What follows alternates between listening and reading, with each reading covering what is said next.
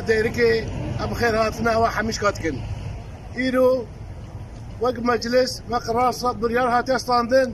امي روجا علمي امي علما خو هلدن هر چار بارچه كردستاني ام في مرحله ده ام رمزي علما ما ايرو ثوره كردستان تركيا تشكرنا بعلمي صدى صلاة اب علم هاتيا تشكرن ام ايرو دفاعي بر بعلم ذكر اب علم رمزا ما قديما كردستان ايراني به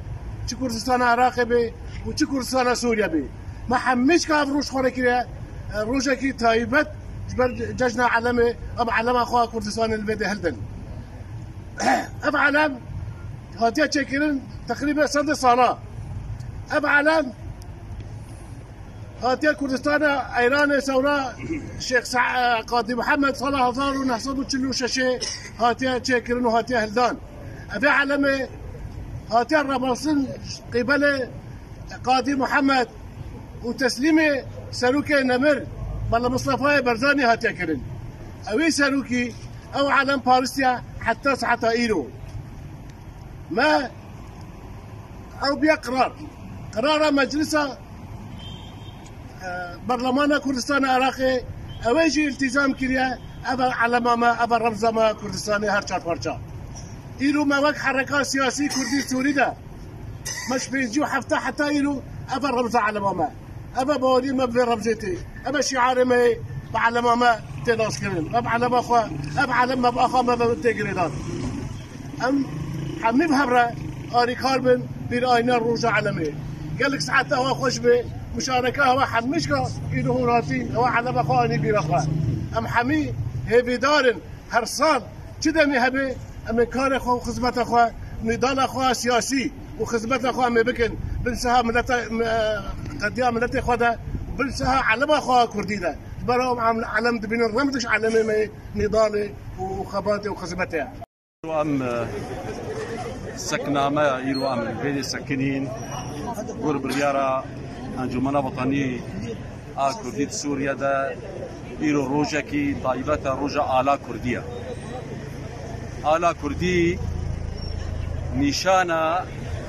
نتوا كردية رمزة قومية ملتي كرد الحمي بارشايا اب آلاها آلا هر چار پارچه كردستانية آلا هر كردكية هر كردكي الجهانية اف ناسنما ملتي كرد افعالها اف آلها رنگي وي رنگي صور رنگي شورشا كردي كردستانية رنگي سبي رنگي آشيتية رنگي كاسك رنگي يعني طبيعته وسامان وموارد اقتصادية ومالية نيفا ودا او روجا كي روناهية فأم التي كرد شانازن في روجا آلا كردي مع حمية تمثيل دكي أف آلها بصدي هزار شهيد بردا شونا شهيد بنا